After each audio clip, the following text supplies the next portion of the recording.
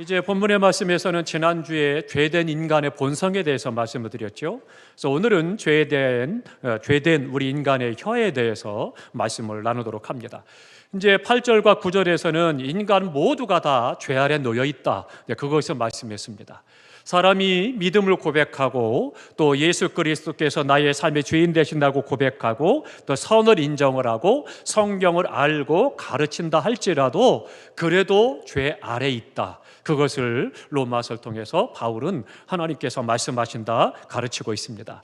그렇지만 그 모든 것들이 성경을 안다고 해서 또 성경을 가르친다고 할지라도 또 신앙 고백이 있다 할지라도 그래도 죄 아래 놓여 있다라고 하는 것을 이야기를 하면서 예수 그리스도 안에서 올바른 신앙 고백이 있어야 됨을 말씀해 주고 있습니다. 그러니까 유대인이나 헬라인 즉 모든 이방인들이나 누구나 다 죄 아래 있다 그것을 말씀해 주고 있습니다.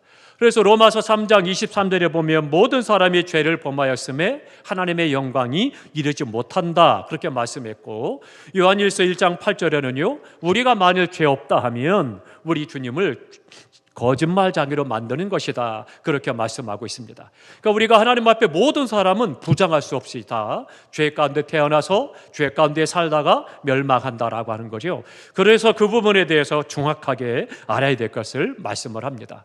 그리고 이제 10절에서부터 12절까지는 죄의 본성에 대해서 말씀을 합니다. 죄의 본성은 뭐냐? 첫 번째로는 의인은 하나도 없다. 모든 사람은 다 죄인이라는 거예요.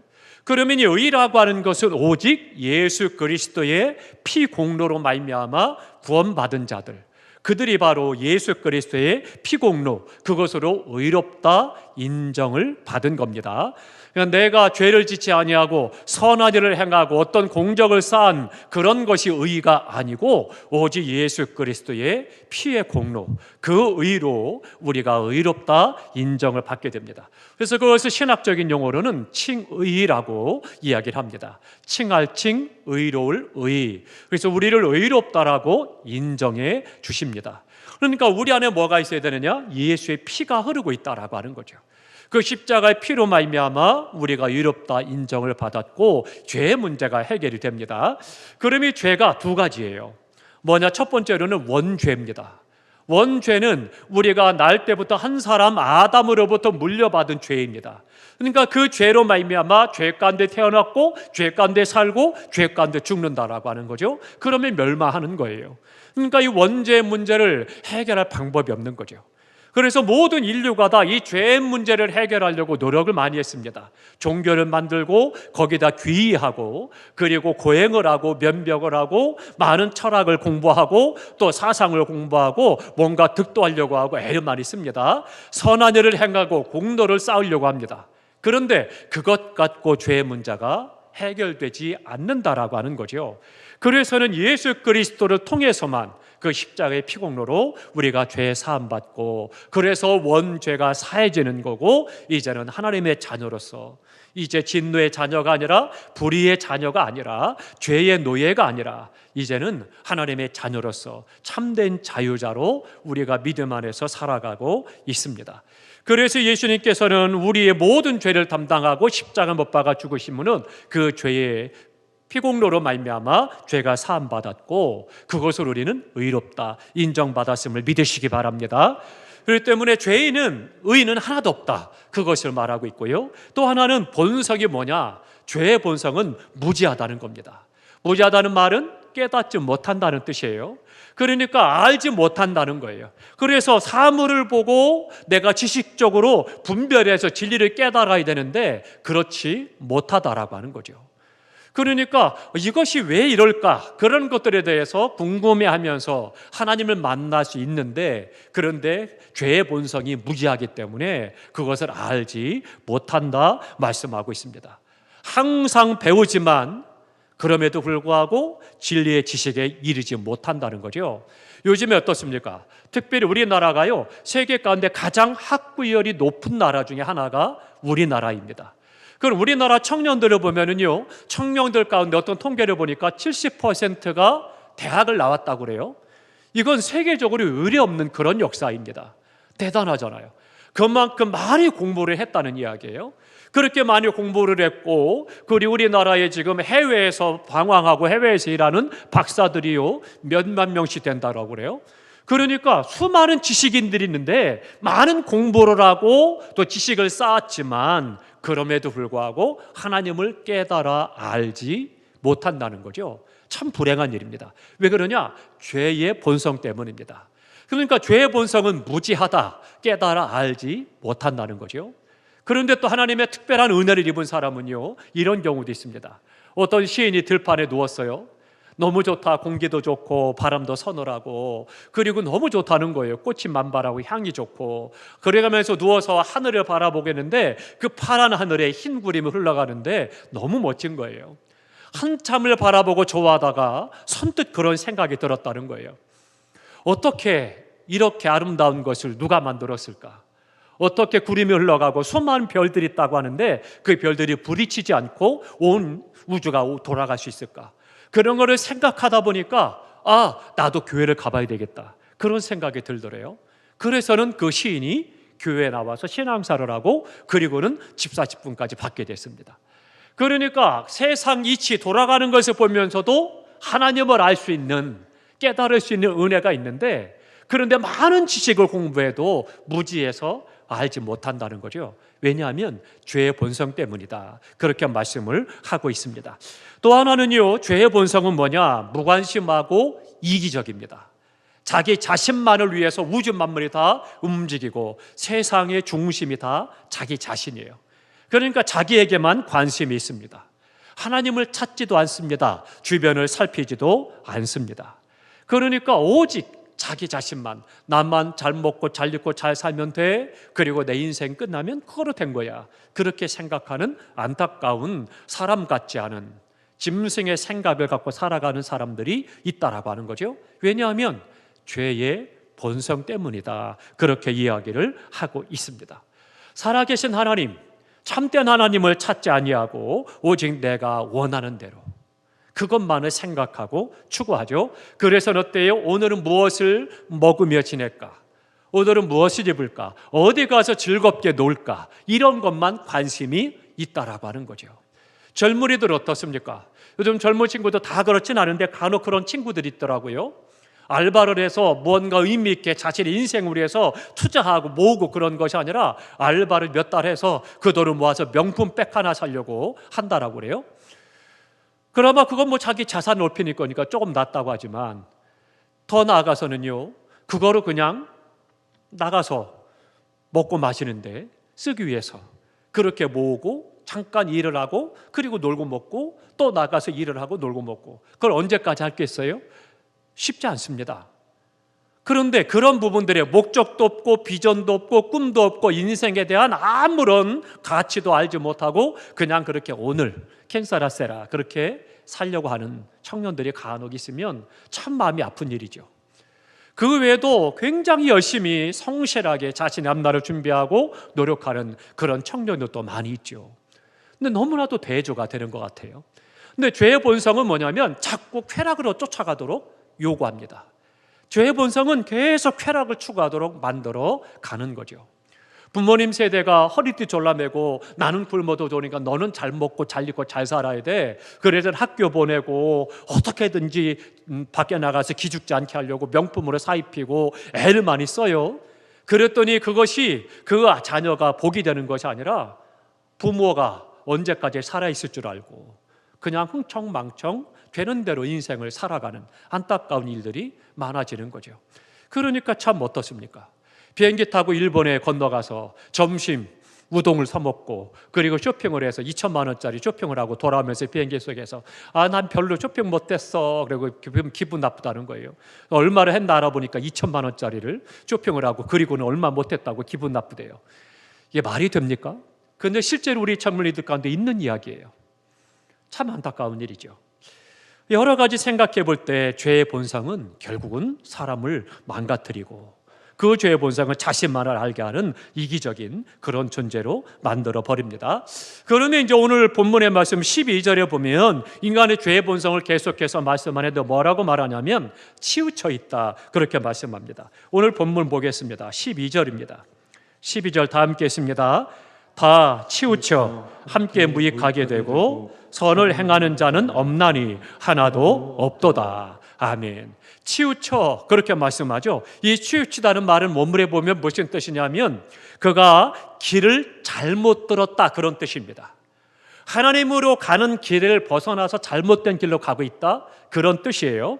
그러니까 하나님으로부터 잘못된 길로 갔고 하나님께로 가는 길로부터도 잘못된 길로 갔고 바른 길에서부터 벗어나서 다른 길로 갔다 그런 이야기예요.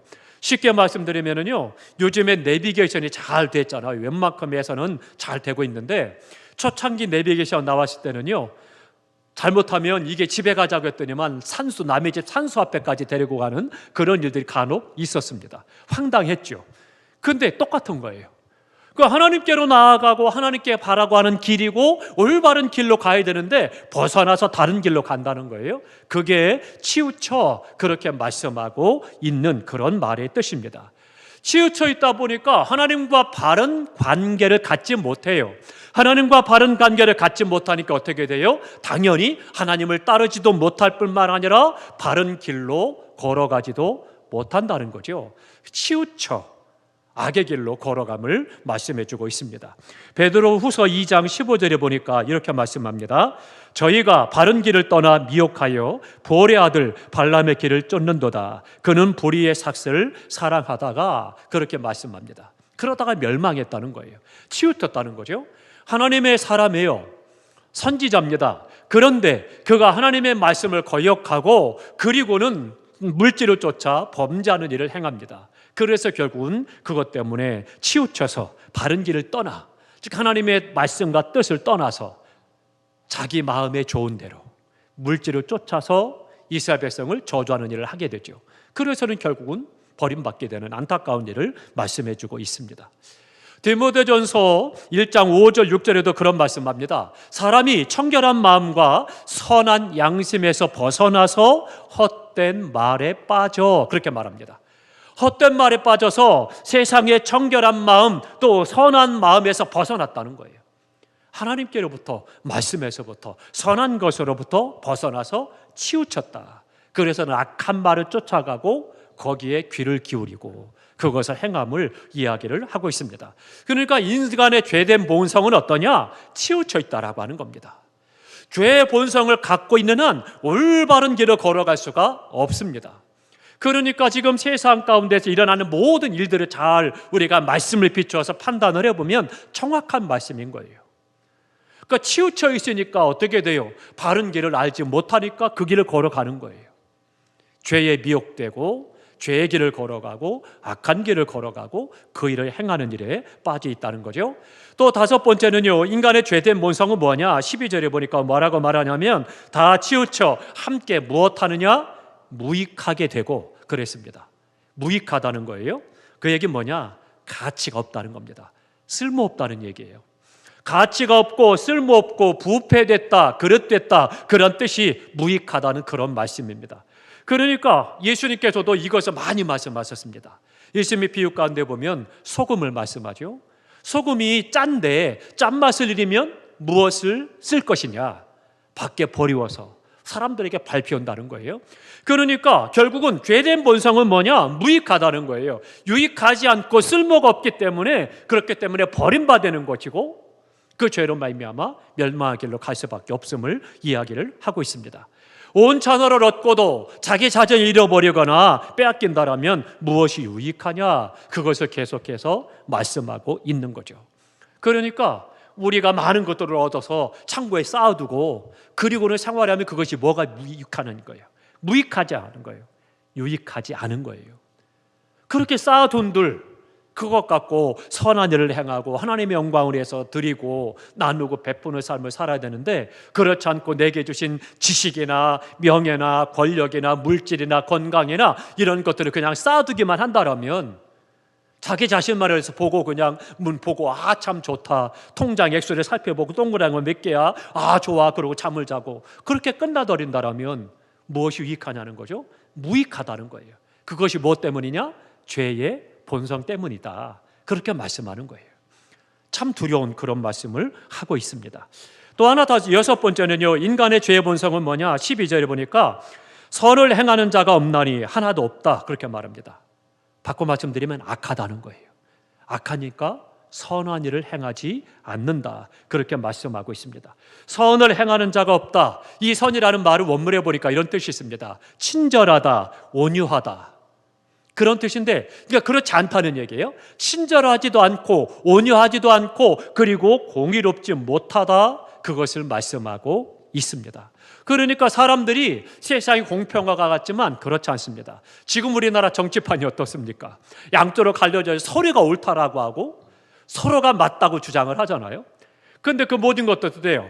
A라는 진영의 논리가 자기들은 옳고 진리지만 B라는 진영은 아니다라고 하는 거예요. 또 B라는 진영은 우리가 옳다라고 말하는데 A라는 진영에서는 아니다라는 거예요. 세상 진리는 그래요. 세상 것은 다 치우쳐 있고 그리고 그것이 선하지도 않고 악하고 그렇게 행한다라고 하는 거죠. 그러니까 문제가 되는 거죠. 함께 찾아봅니다. 마가복음 7장으로 가겠습니다. 마가복음 7장 21절로부터 23절까지입니다. 우리 사람에게서 나오는 것이 뭐냐? 죄의 본성에서 나오는 그 인간에게서 나오는 악한 것이 어떤 것이냐 잘 보여주고 있습니다. 마가복음 7장 21절로 23절입니다. 다 함께 읽습니다.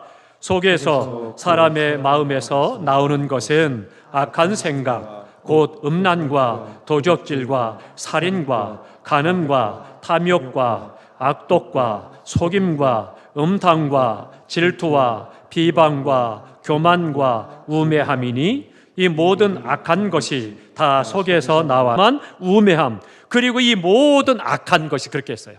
그러니까 악이 뭐냐? 이 모든 악한 것이 뭐냐? 그것이 집약해서 하고 있는 거죠. 그러니까 그 모든 것들이 죄의 본성 때문이에요. 그러니까 죄의 본성에 있는 사람들이 그렇게 행하는 건 자연스러운 거예요. 우리가 볼 때는 이거 심각한데 영적으로 분별하고 깨달아서 어떻게 하면 좋아 안타까워하고 위에서 기도하고 불쌍히 여기지만 그러나 세상 그렇지 않은 거예요. 악한 죄의 본성을 갖고 있으니까 그것이 옳다라고 주장을 하고 그것을 행하고 죄책감도 없고 그것이 잘못됐는지도 알지도 못하는 거예요. 죄의 본성 때문입니다. 그러니까 우리가 어떻게 돼요? 기독교가 깨어서 사람들을 깨우고 그 생각을 바꾸고 가야 되고 죄를 알도록 가르쳐야 되고 세상을 변화시켜야 된다라고 하는 거죠. 우리가 그 안에서 어떻게 살고 있어야 되느냐. 그런데 그런 삶을 살아가야 되는 우리가 그런 삶이 아니라 세상과 똑같은 삶을 살아가고 똑같이 죄의 본성을 가지고 살아간다라면 심각한 거죠. 우리가 주님 앞에 성도로서 어떻게 살아갈 것이냐? 악한 죄의 본성에 대해서 우리에게 가르쳐서 분별하도록 말씀하고 있는 것입니다. 그러면 이제 또 하나 13절 봅니다. 오늘 본문에 돌아가서 13절을 봅니다. 13절 다 함께 있습니다. 그들의 목구멍은 열린 무덤이요 그 혀로는 속임을 일삼으며 그 입술에는 독사의 독이 있고. 아멘. 참 무서운 말씀을 합니다. 그러면 이제 이 말씀을 봅니다. 죄된 우리 인간의 본성에 혀를 말합니다. 죄된 본성을 갖고 있는 사람이 혀를 말하는데 만일 내가 이 말씀을 듣고 내 안에 이런 모습이 있다면 오늘 밤에 회개하고 돌이키셔야 됩니다. 왜요? 그건 죄의 본성을 갖고 있는 사람의 삶의 혀이기 때문입니다. 내가 예수 안에서 의롭다라고 인정받고 그 피로 내 모든 죄가 사함받고 거듭난 하나님의 자녀라면 내 혀가 그래서는 안 된다라고 하는 거예요. 그러면 함께 찾아봅니다. 이제 열린 무덤에 대해서 말씀하는데 그들의 목구멍은 열린 무덤이요 그렇게 말하고 있습니다. 무슨 말이냐? 더럽고 부패했다 그런 뜻을 말씀합니다. 열린 무덤은 어때요? 악취가 납니다. 그리고 거기에서는요 부패의 상징을 말할 때 열린 무덤 그렇게 말하는 겁니다. 그러면 조금은 다른 예가 될 수가 있는데요. 오늘 밤에 주무실 때 양치질 하지 말고 혀도 양치하지 마시고요. 맛있는 라면을 드시고 그냥 주무시기 바랍니다. 아침에 깨어나셨을 때 내 입맛 냄새를 좀 맡아보시기 바랍니다. 그때 나는 그 입냄새는 비유할 게 아닌 거예요. 이 여기서 말씀하고 있는 열린 무덤이라고 하는 이 말씀의 냄새는요 약취라고 하는 것은 그것과는 형용할 수 없는 거예요. 근데 우리가 그때 그 약취 입에서 나는 그 냄새를 맡았을 때 화들짝 놀라잖아요. 아이고 냄새 그러잖아요. 근데 그 냄새는 비유할 바가 아닌 거예요. 열린 무덤이라고 하는 것은 악취가 너무 심해서 그래서는 무덤이 열렸다는 거예요. 다 썩고 찐액이 되고 흘러가는데 거기서 나오는 냄새인 거예요.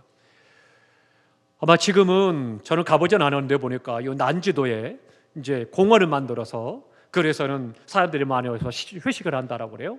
근데 그때 예전에는 어땠습니까? 그 난지도에 쓰레기들이 막 쌓여가지고 흘러내리면서 그 물이 썩어가지고 그 냄새 어땠습니까? 그거보다 더 심한 게 뭐냐? 열린 무덤이라는 거예요. 그 악취가 나는 냄새. 죄된 본성에 내서 나오는 혀, 그 혀의 말이 그런 냄새를 풍긴다는 거죠. 그러니까 얼마나 무섭고 두려운 이야기입니까?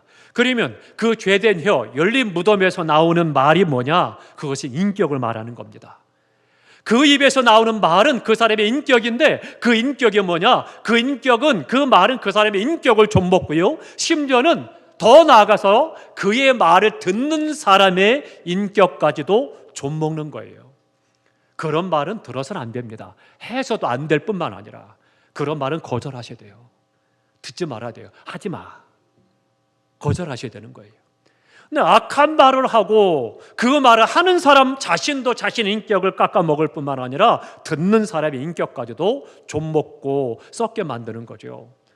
그러면 아까 그 난지도 않고 물들을 가지고 말씀을 드렸는데요. 그러면 그 물에 감염이 되잖아요. 피부가 썩어요. 똑같은 거예요. 그 말을 듣는 사람의 인격도 썩는다는 거예요.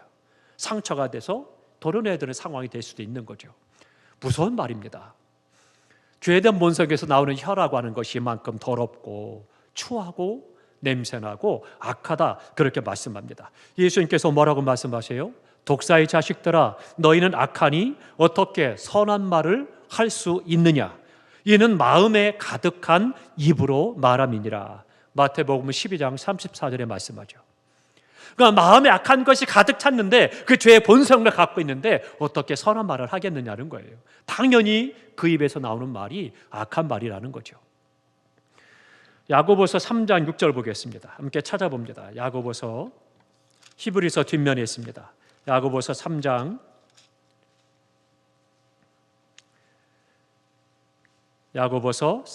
16절입니다. 6절 보겠습니다. 6절 먼저 봅니다. 374쪽 야고보서 3장 6절 다 함께 했습니다.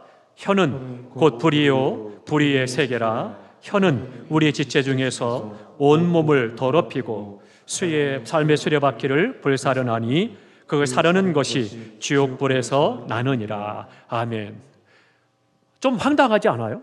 혀, 그 새치밖에 안 돼요. 그 짧은 혀인데 그 짧은 혀를 가리켜서 뭐라고 그래요? 불이다라고 말하면서 그 불이, 그 혀가 우리 지체장에서 온몸을 더럽힌다는 거예요. 그 새치의 짧은 혀가 내 온몸을 더럽힐 뿐만 아니라 뭐라고 그래요? 내 삶을 다, 삶의 수레바퀴, 내 인생을 다 송두리째 불살른다는 거예요. 얼마나 두렵습니까? 참 무서운 이야기예요. 그러니까 우리가 말한다는 것에 대해서 조심하셔야 됩니다. 어떻게 말할 것이냐. 너무나도 중요한 부분을 말씀하고 있죠. 그러니까 더럽고 부패한 혀, 열린 무덤과 같다, 그것을 말씀하고 있죠. 그러니까 선한 말, 덕이 되는 말, 사랑의 말, 축복의 말을 해야 되는 거죠. 그 다음에 또 이야기합니다. 본문 13절에 보니까 그 죄된 혀와 함께 목구멍 열린 무덤이요, 두 번째로는 그 혀로는 속임을 일삼으며, 그렇게 말씀합니다. 그 혀가 속인다는 거예요. 거짓말한다는 거죠. 원문에 보면 그런 뜻이에요. 혀가 미끄러지듯 한다, 그런 뜻입니다. 그러니까 사기꾼 치고 말 못하는 사람 없습니다. 사기꾼들이요, 거짓말 정말 잘합니다. 그럴듯합니다. 정말로 버터를 바른 것처럼 그렇게 아주 술술술술 청산유수로 아주 잘 이야기합니다. 들으면 사람들이 다 혹합니다. 그러니까 이게 가능한 거예요. 그러니까 이 혀에 대해서 말씀하면서 그러는 거예요. 그 혀가 속인다, 미끄러지듯이 그렇게 말을 잘해서 사람들을 속인다라고 말하는 거예요. 계속해서 속인다. 오늘 본문에 그렇게 말씀하고 있죠. 한 번 속이고 끝나는 것이 아니라 계속 속인다는 거예요. 우리 주변에요, 그런 사람이 있으면 절대 가까이에서는 안 됩니다. 믿고 안 믿고 떠나서 그 사람을 가까이에서는 안 돼요. 그 사람은요, 계속 거짓말합니다. 계속 속입니다. 그렇기 때문에 결코 그 사람 가까이에서는 안 됩니다. 우리가 하지 않을 뿐만 아니라 그러니까 우리가 다시 한번 살펴야 되는 거죠. 그런데 그 사람들이 그렇게 하는 이유가 있어요. 자신을 보호하고 자신의 목적을 이루기 위해서 계속 거짓말하는 거예요. 미사여우로 꾸며서 이야기하고 계속 버터 바른 것처럼 달콤하게 이야기를 하고 있는 거죠. 그래서 그 사람들의 공통적인 특징이 뭐냐면요, 감춥니다. 자신의 생각도 감추고 행동도 감추고 감정도 감춥니다. 그리고 어떻게 돼요? 친절하게, 아주 다정하게, 따뜻하게 그래가면서 결국은 때가 되면 속내를 확 드러내서 잡아먹는 거죠. 이단들의 특징도 그렇잖아요. 이단들 어때요? 처음부터 발톱을 드러내요? 아니잖아요. 굉장히 다정하게 와서 살갑게 와서 이야기하고 필요를 채워주고 굉장히 다정다감합니다. 그러다가 어느 순간 이때다 싶으면 어때요? 발톱을 드러내서 멱살을 잡고 흔드는 거죠. 이게 참 무서운 일입니다. 시편 116편 11절에 말씀합니다. 모든 사람은 거짓말쟁이라 하였도다, 그렇게 말씀하고요. 시편 10편 7절에 보니까 그 입에는 저주와 괴혈과 포악이 충만하고 혀 밑에는 잔해와 죄악이 있나이다, 그렇게 고백합니다. 사랑하는 성도 여러분, 우리가 조심할 것이 있습니다. 우린 이미 예수 안에서 의로운 자녀가 되었고 하나님의 사람이요, 또 말씀을 듣고 말씀을 읽고 배우고 그 말씀대로 살려고 애를 씁니다. 너무 잘하신 거예요. 당연하고 하나님의 사람들의 삶입니다. 그런데 때에 따라서는요, 의로 세운다는 이름을 가지고 좋게 한다는 이름을 가지고 또 잘되게 하기 위해서 하는 이름을 가지고 교회를 위한다는 이름을 가지고 주님의 이름을 빌어서 그래서는 혈기부려서는 안 됩니다. 그것도 자신의 것입니다. 그렇기 때문에 그것이 옳지 않아요. 성경적이 아닙니다. 결코 그런 부분에 대해서 우리가 조심하고 경계를 해야 된다라고 하는 거죠. 결국은 자신의 마음에 들지 않는다고 해서, 내 속에 들지 않는다고 해서 혈기를 부리고 화를 내는 거지 겉으로는 위하는 척하는 거죠. 그러나 속내는 그렇지 않은 거죠. 진짜 조심해야 됩니다. 근데 많은 기독교인들이 거기에 넘어가 있습니다. 그래서는 자신 혼자 의로운 것처럼 다른 사람을 다 못된 사람 만들고 안 좋은 사람 만들고 생각 없는 사람 만들고 나만 똑똑하고 나만 의롭고 나만 선하고 나만 주님을 사랑하고 나만 교회를 사랑하는 것처럼 정말 악한 겁니다. 조심하셔야 됩니다. 그러니까 그런 부분에 대해서 죄된 혀가 속인다, 그 부분을 말씀해 주고 있는 거죠. 또 하나 세 번째로는요, 마지막입니다. 칼처럼 사람의 마음을 찌르는 독이 있습니다. 오늘 본문에 그렇게 말씀하죠. 그 입술에는 독사의 독이 있다, 그렇게 말씀합니다. 독사의 독은 치명적입니다. 이거는 대충 그냥 어찌어찌해서 산다, 그게 아닙니다. 아주 치명적인 거예요. 굉장히 위험하다는 겁니다. 목숨이 걸렸다, 그렇게 말할 수가 있는 거죠. 악마와 같은 본성을 갖고 있다, 그것을 말합니다. 그러니까 독을 품은 혀는요, 수다를 떨고 험담을 잘합니다. 험담을 하는 데 있어서 굉장히 즐거워하고 험담에 대해서 아무렇지도 않습니다. 그냥 앉으면 습관처럼 험담을 합니다. 그거 잘못된 거예요. 뿐만 아니라 고통을 줍니다. 내 말을 통해서 상대방이 고통을 당하는 것, 그것에 대해서 관심 없습니다. 그냥 하는 거예요. 그것은 독이다라고 말씀을 하죠. 또 대적을 합니다. 상처 입힙니다. 파괴합니다. 일격을 가고 숨어 기다리는 것과 똑같은, 그것이 바로 독을 품은 혀입니다. 그러니까 우리가 세상에서 말하는 대로 내 눈에 흙이 들어가기 전까지는 안 돼, 어디 되나 보자, 그런 것이 아니고 정말로 독을 품은 혀는요, 그것은 다른 사람을 고통스럽게 하고 아프게 하고 그리고 자기는 아무렇지도 않아요. 그리고는 그 사람이 망하기를, 죽기를 기다립니다. 얼마나 악합니까? 얼마나 무서운 거예요. 우리가 다시 한번 우리의 삶을 돌아볼 필요가 있습니다. 시편 140편 3절에도 말씀합니다. 그 입술 아래는 독사의 독이 있다, 그렇게 말씀을 합니다. 함께 찾아보고 기도하겠습니다. 골로새서입니다. 골로새서 3장 8절입니다. 골로새서 3장 8절. 골로새서 3장 8절입니다. 327쪽. 골로새서 3장 8절 다 함께 읽습니다. 이제는 너희가 이 모든 것을 벗어버리라. 곧 분함과 노여움과 악의와 비방과 너희 입에 부끄러운 말이라. 아멘. 계속해서 9절에도 말합니다. 너희가 서로 거짓말을 하지 말라. 옛사람과 그 행위를 벗어버리고 새 사람을 입었으니, 그렇게 말하죠. 벗어버리라. 분함, 노여움, 악의, 비방, 너희 입에 부끄러운 말, 거짓된 말 벗어버리라, 그렇게 말하죠. 특별히 우리가 조심해야 될 것이 뭐냐면 악의입니다. 악의가 힘든 거예요. 다른 것들은 그냥 드러납니다. 드러나는데 악의는 악한 의도이기 때문에 마음이에요. 마음이기 때문에 이게 힘든 겁니다. 거짓말하지 않는 것, 또 우리가 분노를 참는 것, 또 우리가 비방하지 않는 것, 부끄러운 말 하지 않는 것, 내가 노력해 살 수 있어요. 근데 의도, 마음이라고 하는 것은 너무 어려운 거예요. 악의, 악한 생각을 갖고 악한 의도로 행하는 이것을 말하죠. 그러니까 이런 것들에 대해서도 우리가 조심하고 경계할 필요가 있고, 말씀하시냐? 벗어버리라 말씀하고 있습니다. 사랑하는 성도 여러분, 나는 어떻습니까? 하나님의 사람으로, 성도로서 주님의 형상을 닮아가고 주님의 인격을 닮아가고 성숙 하나님의 사람으로 살아가야 되는데 내 삶과 혀는 그렇지 않은가 다시 한번 살펴보고 하나님 앞에 거룩함으로 살 뿐만 아니라 모든 사람이 볼 때 하나님의 사람으로, 그리스도인으로서 덕이 되고 사람을 살리고 사람을 구원하고 돕는 복의 통로의 삶이 되시기를 주님의 이름으로 축원합니다. 죄의 본성을 갖고 있는 사람은 무지하고 하나님을 알려고 하지도 않고 관심도 없을 뿐만 아니라 악한 말을 행하고 악한 의도를 가지고 행하는 그 옛사람의 모든 것들 다 벗어버리고 우리가 주님 안에서 성령 충만한 가운데 하나님의 사람으로 세상의 빛이 되고 세상을 변화시켜 나가고 구원하는 하나님의 사람들이 되시기를 주님의 이름으로 축원합니다. 기도하겠습니다.